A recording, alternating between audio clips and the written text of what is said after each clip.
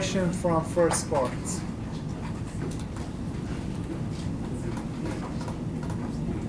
Okay.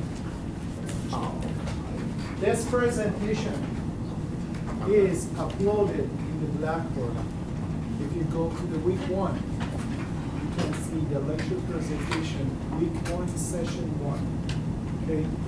And also, I am recording this presentation. You will see the recording of the class in the Blackboard. Okay? Hopefully everything works. The projector and everything in this class works. I record everything. If they do not work, maybe I will stop. This happens sometimes in this class.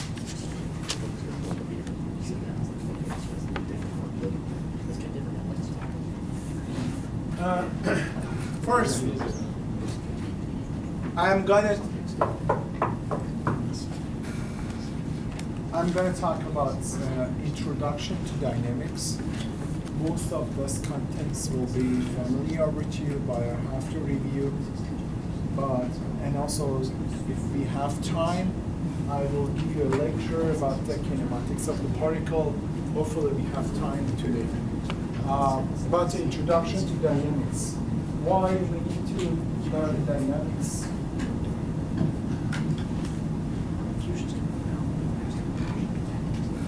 You will see different type of applications in here. Okay. We need to learn about the dynamics to predict the motion. For example, the motion of this picture. We analyze this for the different sports, or to design the safer systems for the crash of the cars on different speeds. To make a kind of safe kind of vehicle for the passengers, we need to design the safer cars for each other. And also, one more is the innovative robotics in space. You will see one more application in dynamics.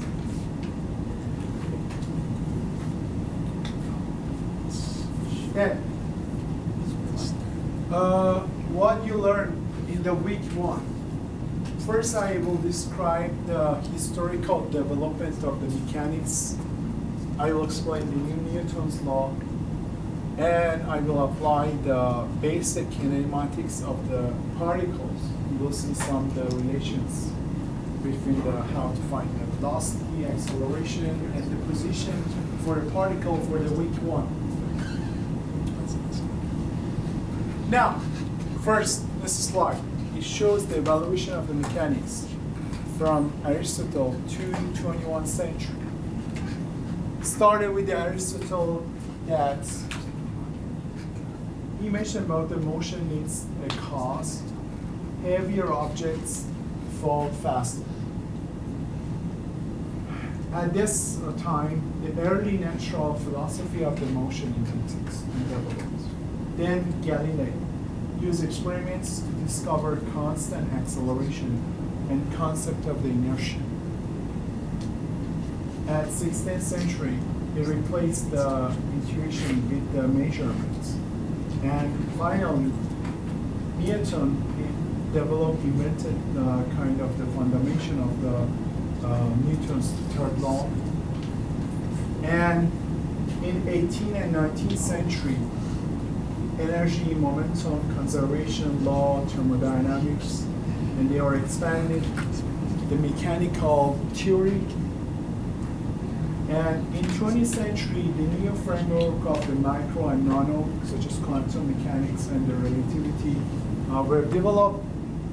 In 21st century, as you know, some of the robotics and also you're working some simulation, biomechanics, modern applications of the dynamics were developed. Now, one question. What connects all of this?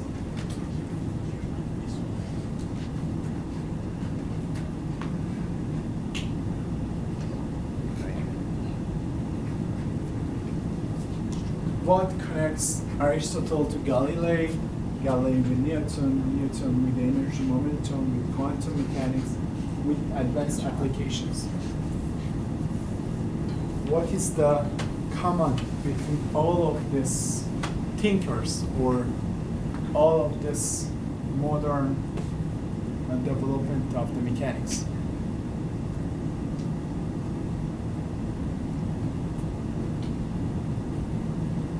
What do you think?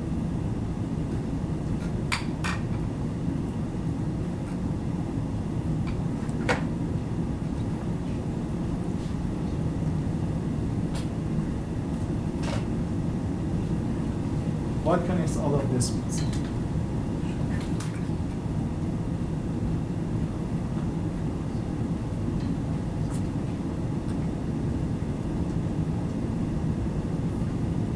Is it a hard question?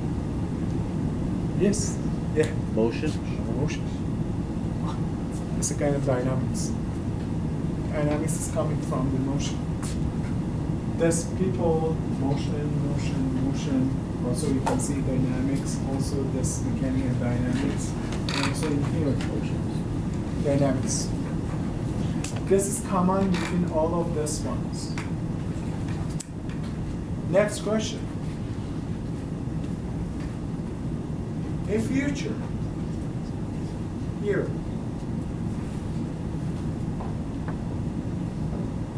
what do you think it will be developed in future? That was a philosophy question. What do you think it will be developed? It's an open question. Just there is no specific answer for this one. I want to see what do you think? What will develop in future? Yes. Pretty soft moving towards AI, like autonomous features, maybe. Yes, one of the things is this. Yes. Definitely better robotics. Exactly. One other things. Other.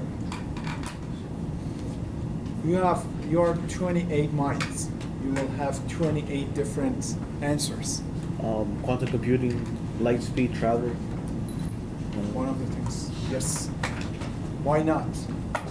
We can travel, for example, to Japan, for example, in 1 second, 2 seconds. That might be the same.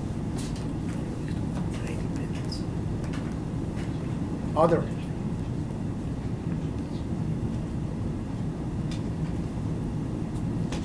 What do you think? What's your opinion?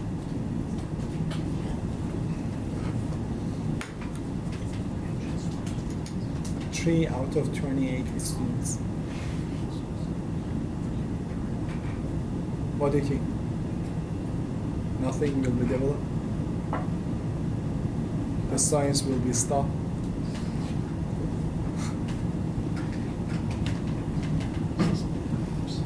Yes. Technical research into the use of Einstein-Rosen bridges. Can you just say it louder? Technical research into the practical use of Einstein-Rosen bridges. Yeah. This can be kind of this. Other ideas?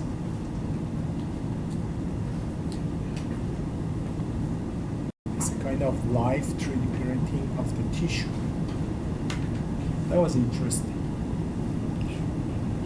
That they can develop this idea to make the organs, to just make the kind of human skin. For example, some of people, they have cancers, there are some burns. For example, one idea. You can see some of people cannot make those skins, for example. There will be a lot of advancement in the future.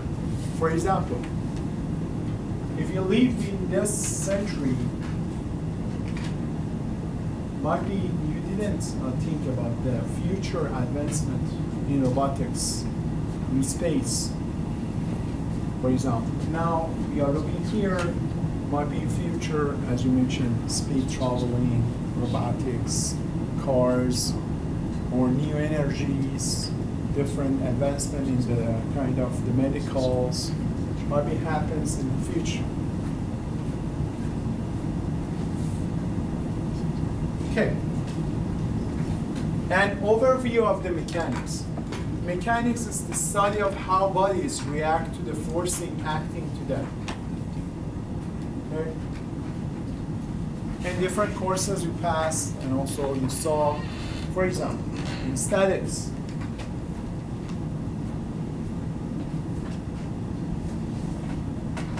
you learn about to study of bodies in equilibrium.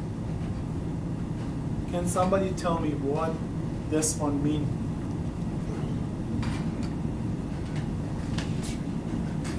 What equilibrium means? What type of body that they are in equilibrium? Yes? State of balance or just not moving, stationary. Correct. In statics, you learn that to find the forces acting on the body and use this equation, summation of the force is equal to 0. Also, in dynamics in this lecture, we'll talk about the kinematics and the kinetics. This is a basic study in dynamics.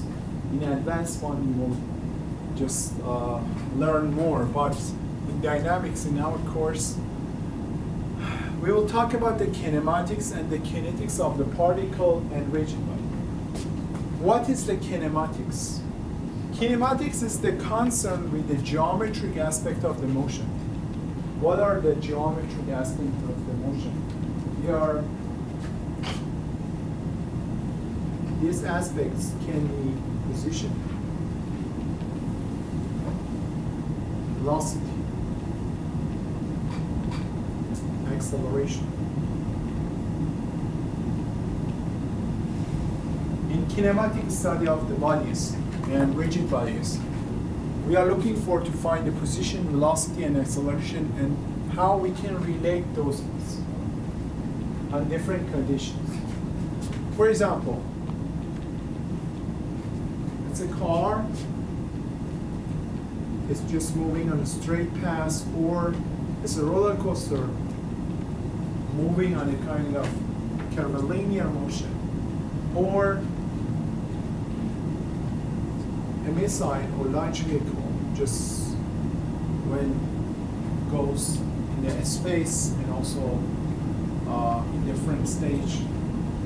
What is the position of the, for example, missile or the launch vehicle? And different applications.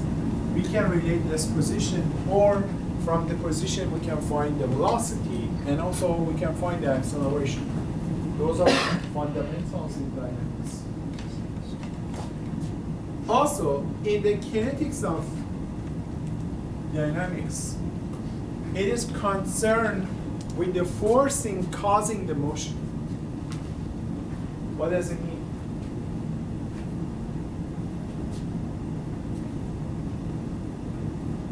If I have a box,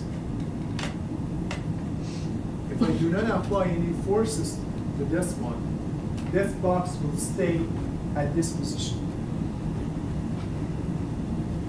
Now, if I apply force F, push this box, it causes this box to move in one direction or in two directions. This force causing the motion of this box. Now, how we can relate? That was easy. Just also you're learning this one from Newton's second law, sigma F equal to ma. These forces, these are the resultant forces, cause acceleration of this box, cause a motion. In statics, why the bodies are in the equilibrium and why it doesn't have any motion, or it has a constant velocity? Because if there is no motion, acceleration will be 0. If there is a constant velocity also, the acceleration will be 0 too. Means that right-hand side of this equation will be 0. That's the reason in statics you learn about that. Summation of all external forces is equal to 0. You learn in MEC 210 static course. Now,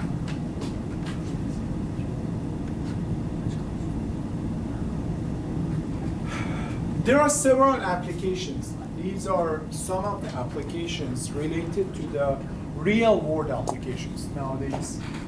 Launch vehicles or missiles, for example, if you're interested in boats, and also your machine gunners or prosthetic hands. Most of you working on automobile industries. For example, we can relate the forces applied to the tires or suspension system of car when the car moving on different conditions. Or advanced robotics. These are some of the applications why we need to just learn about the dynamics, why dynamics is important. Now, other question. What are other applications that is in your mind that we can use dynamics to solve those problems? What type of application you can just list? Tell me.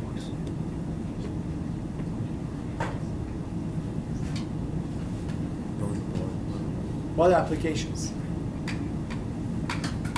Yes? Sports research. Sport. Or specifically in biomechanics. Oh.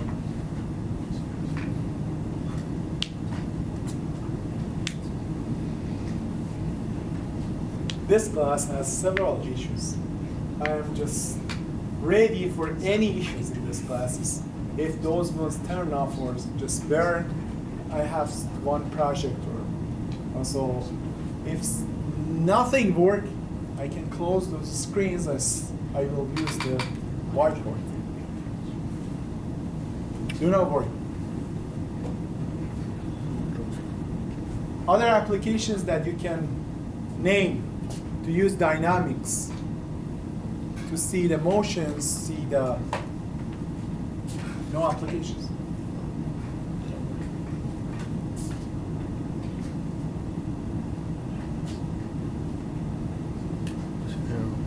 These are some applications that I know that you mentioned, those ones that I just close. I want you to just think more applications. Yes? Energy production. Energy productions, yes. Yes. Clothing? Chloe? The clothes. Ah, what? Like how he stays inside, I guess. I don't know. Yeah, it's I don't know. close to thermodynamics. But it's a kind of branch of dynamics. Yes? Biology. Biology. Yeah, biology. Yes? Transportation. Yes. For the biology, that area is the new one, just connecting the biology with the mechanics and engineering. Nowadays, for example, work on the cells. Okay? For example, how to simulate the kind of the structure of the cell. Or how, for example, it was a long time ago, it was a thesis topic for my friend to model the cancerous cells. To model the cancerous cells based on the control of the mechanics. How to model them.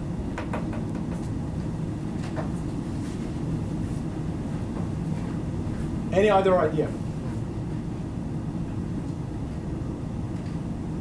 No? There are lots of them. For example, if you're interested, as I mentioned, in sports, in medical, in biology, and also related to the how to cooling the systems, for example. Those are some of the applications regarding the kind of the dynamics. Some basics. Next slides, you already know all of them, but I have to review those ones. Those are important. Why? You will hear from me lots of time, space, force, those things, but I have to review because you have to know, and also some of the things I have to review. First,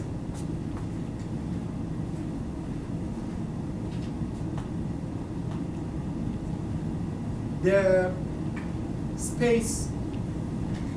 Space is the geometric region. You are sitting in a space. Each of you have a coordinate or position. Okay? If I just put a kind of coordinate in somewhere in the corners or origin, anywhere, based on the origin, I can find your position in this space. Now, in this space, if I ask you to move, based on your new position during the time, okay, I can find your speed. How much is your speed when you walk in this space? Also, each of you have a mass. This mass is the resistance to motion. Why we need the mass? Why? Because if we have two objects with different mass, if I apply same force, or if I want both objects move with the same velocity, but these objects, they have a different masses, I need to apply different forces. This mass is the resistance to motion change. Also, vector is a quantity with magnitude and direction. Force, velocity, acceleration, torque. These are the vectors. Also, scalar is the quantity with the magnitude only. Time, volume, density, energy, mass. These are the quantity that we call they are scalar. Scalar means that they have a magnitude only.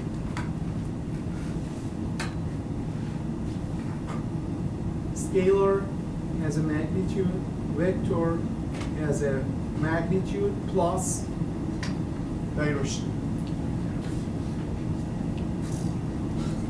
For example, if I want to show the force, I use this character, F, to show this one is the force. Also, to show this force, it's a vector. I put an arrow to show this F is the vector. Or I make this character bold.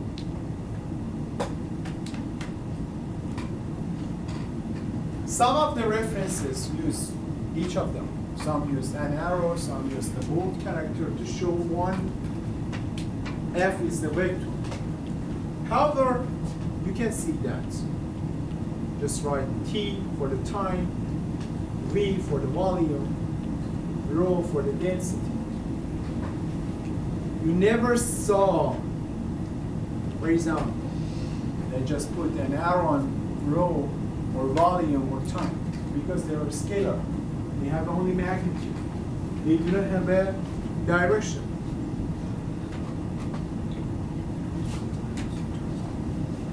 Now, question.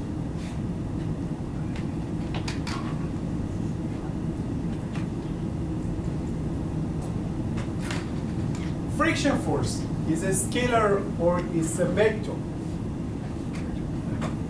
What? Vector. Friction force is a type of force, it's a vector. Next.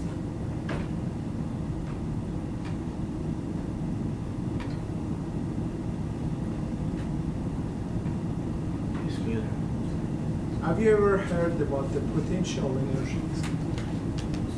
Potential energy is a vector or scalar? Scalar. Scalar.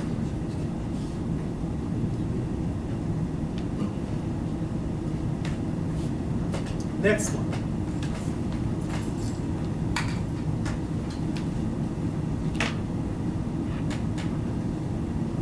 The stiffness of a spring. It's a vector or scalar. Yes. Scalar. Scalar. Other students. Do you agree? Yeah. Yes. It's a scalar. It's a number. Now you can see that how we can distinguish between a vector and a scalar is important. Now, next concepts. Force, as you know, is a vector. We talk about when you're pushing a box. The next concept is particle. I will talk about a particle half of this semester. The next half, I will talk about the rigid body. What type of body is called particle? A body that we neglect the dimensions. We neglect the dimension of the body, and it's called a particle. Particle has only mass. For example, here I use very small circle. Look like this. This is a particle. I will show the particle using this small circle. This particle has only mass, and the size and shape of this one we neglect.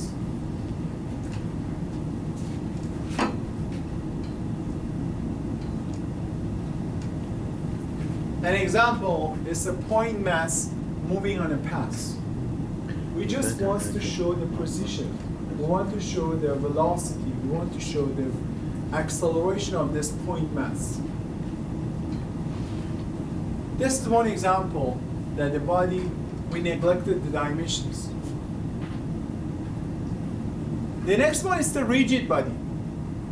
A body whose shape change is negligible. It's coming from rigid, means that the deformation of the body is negligible. But this rigid body has mass, he has a shape, he has a size.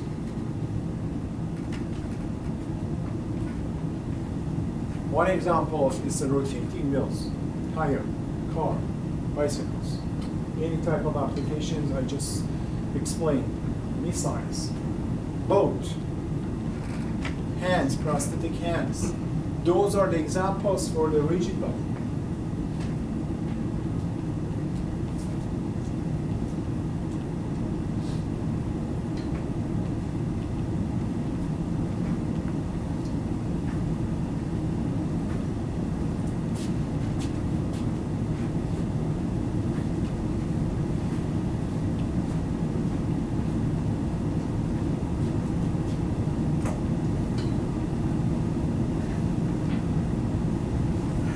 Now, question.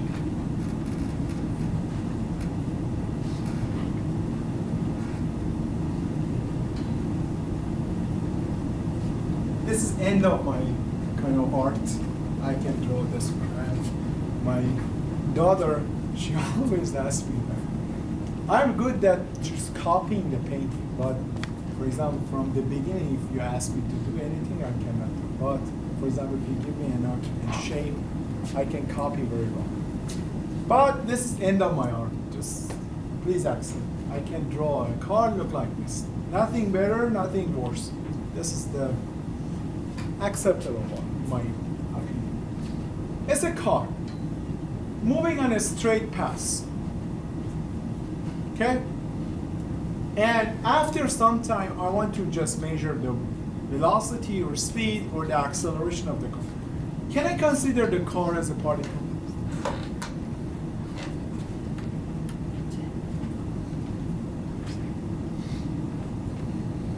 It's a challenging question. There's a car, okay? This car moving on a straight path. This car has a mass of m.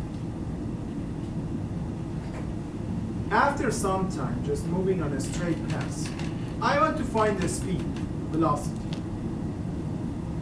After 10 seconds. I like 10. I always mention 10 seconds. My English is Can I consider this car as a particle? Is the shape or the size affect the velocity or the acceleration?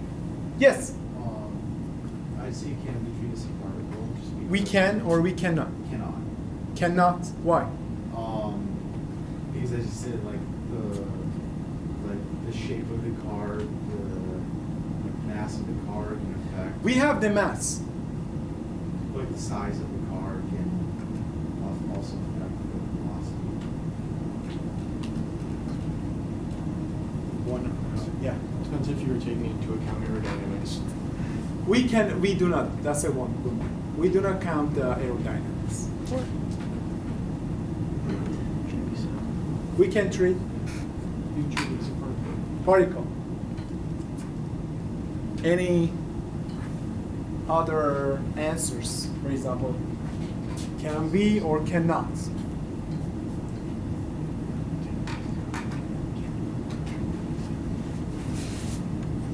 My next, yes. I think it Can be. because, yeah, just because the car, the size doesn't. Let's ask you another challenging question.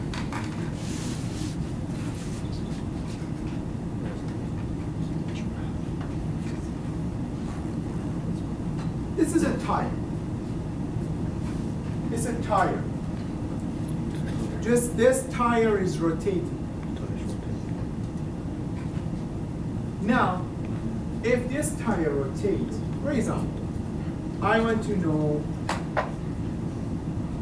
the forces, the reaction forces from the ground affect this rotation or not. For example, now, my question is that for a tire that is rotating on a road, can I treat this tire as a particle or I cannot? Or I consider this one as a rigid one? Yes. You gotta consider it rigid. Consider rigid one. Do you agree? Is there any person that think that can consider the tire as a particle? No? Okay. For this example, yes, we can consider the car as a particle. Why? Because already we want to find the velocity and the acceleration. Already we have the mass of this one. The size and the shape, based on we do not consider the aerodynamics, it doesn't affect. We just consider this one as a very small mass. It has a mass moving on this direction. However, for this one, we need to consider this tire or wheel as a rigid body. Why? The size of this one and the forces applied to this matters with the kind of rotation of this. Larger wheels or small one affect this kind of the reaction force. Do you agree? Yes. I am happy that you are agree. This is this one. I use ChatGPT. That's how I use AI in my classes. You'll see later how I use ChatGPT. some of the kind of very strange pictures ChatGPT created, but I have to update them because I used the previous versions of the ChatGPT in my previous classes. Nowadays, ChatGPT make a kind of better image. This one is the car moving on a straight path. We consider this one as a particle for this wheel because the rotation is significant. We consider this wheel as a rigid body. This is the difference between rigid body and particle. Question.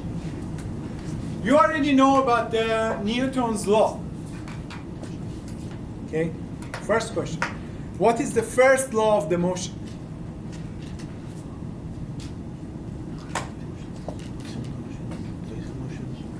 What is the first law of the motion?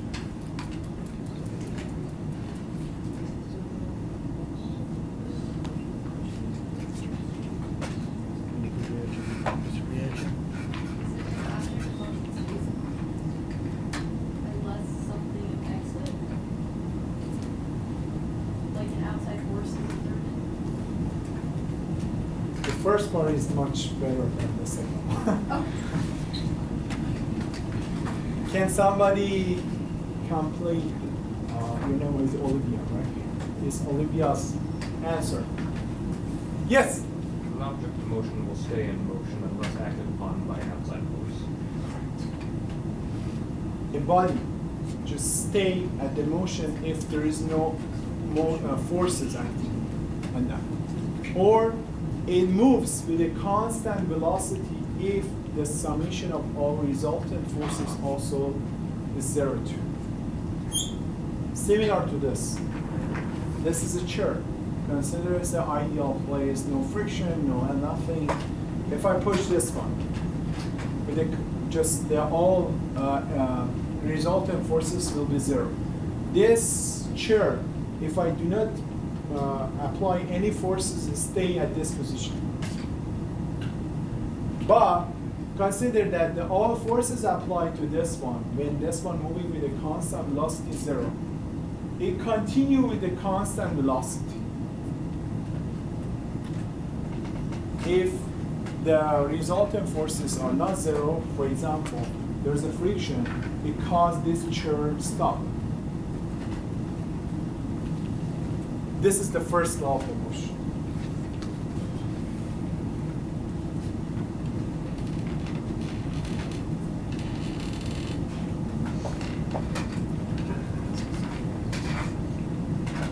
This is the first.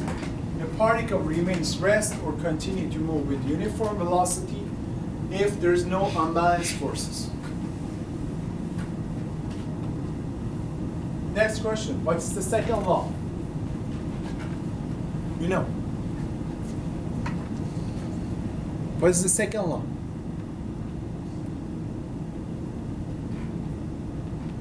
You do not know? What's the second law of the motion? I already write the equation. Yes? Force equals mass times. Or if you want to just make the statement or to explain the second law, the acceleration of a particle is proportional to the vector summation of the forces acting on it, and it is in the direction of this vector. How?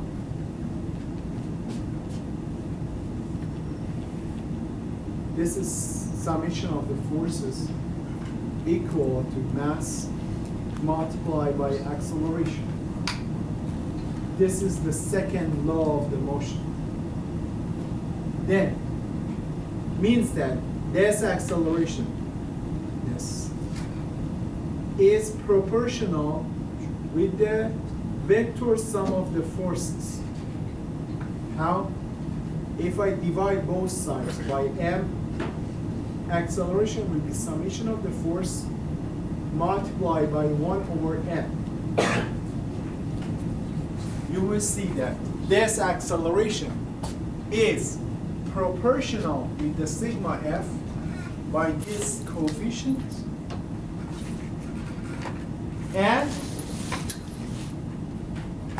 They are on the same vector, same direction. Question? Why acceleration and sigma f, they are in the same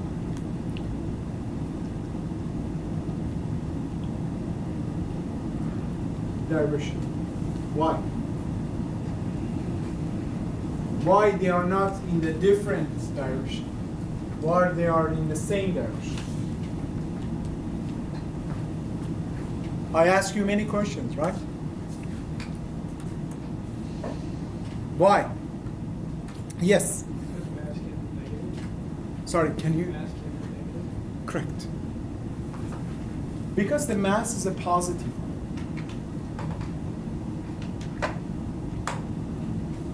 Have you ever heard that the mass of a body is minus 20 kilograms? Mass is a positive. That's the reason. This acceleration is the vector. This acceleration is the vector. It multiplied by a coefficient that's a positive. These two vectors are in the same direction. Might be one of them is greater than them because of this coefficient. This is the second. Next question. What's the third law of the motion? Yes? For every action, there's an equal and opposite reaction. Correct. Every action has a reaction. The force of the action and reaction between interacting bodies are equal in magnitude, opposite in the direction. This is an action and reaction forces. Okay? Then,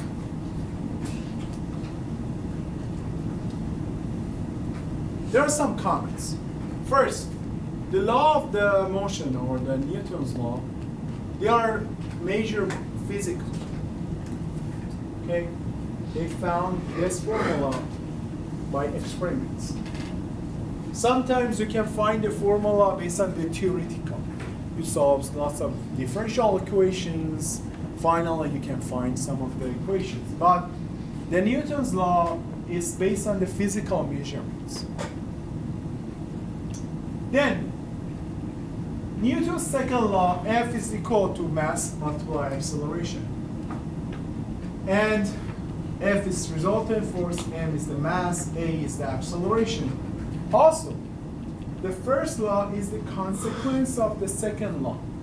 I already explained. Second law, it was sigma F equal to ma. What was the first law? It mentioned that the body remains in same position or move with a constant constant velocity if the resultant forces are zero or there's no unbalanced forces. It mentioned from first law that acceleration will be zero. The body remains, means that there is no acceleration. Finally, you can find sigma F equal to zero. This is the kind of explanation of the first law. The unbalanced forces are zero. Balance is there's some forces that cause a motion. And also, the third law is the action and reaction forces. Every action, it has a reaction, same magnitude, opposite directions. Now, in this lecture, or in this course, we use second law, the laws.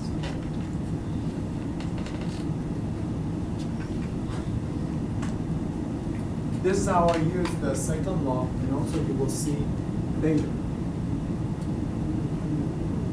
There are units we will use in this course. I will use both units, SI units and the US customer units. SI units for the mass is kilogram, length is meter, time is second, force is Newton. But for US customary, mass is slug, length is foot, time is second, and the force unit will be pound. Question. In SI units, for the gravitational acceleration, how much is it? For US units, how much is the gravitational acceleration? 9.81. It's a common mistake in my classes. Every time I just mention it, and every time in my kind of once. Oh, for SI units, it's 1.8, and for US. US, 32. Yes, it's a, exactly. I will provide those numbers. No worry or do not memorize those equations or those numbers. I will provide everything you need, but I do not provide a solution for your exam. Okay? Any equation you need for the exams, I will provide. You do not need to remember any of this.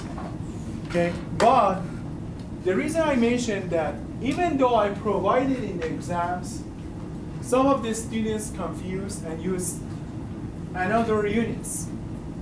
For example, I just put a problem in this unit, and the students will use G as a 9.81. Do not just use another unit when the problem is, for example, in US unit. Do not use SI units. Use the consistent units in the problem. Okay, that's 9.81 meter per second square. For this one is 32.2 foot per second square.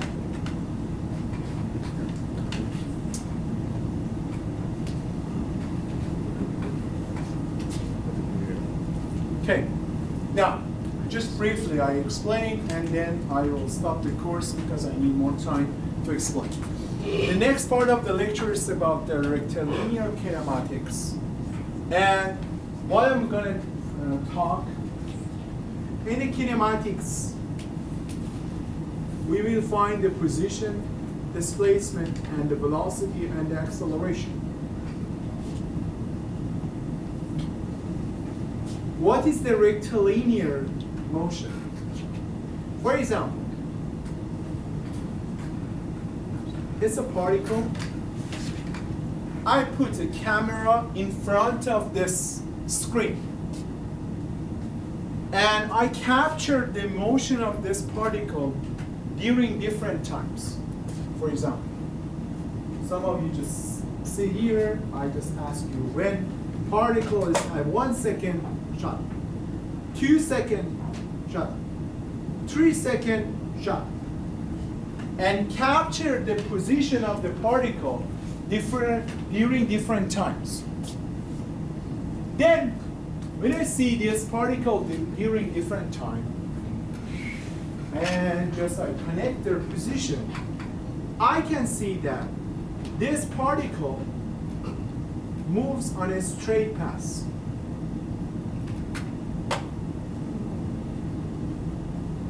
If a particle moves on a straight path, this type of the motion called rectilinear motion. Got it?